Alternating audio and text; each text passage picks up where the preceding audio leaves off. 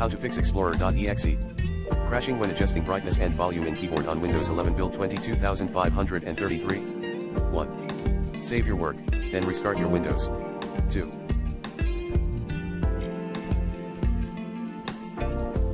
Temporarily stop adjusting brightness and volume, and keep your system up to date, cause Microsoft is currently under investigation.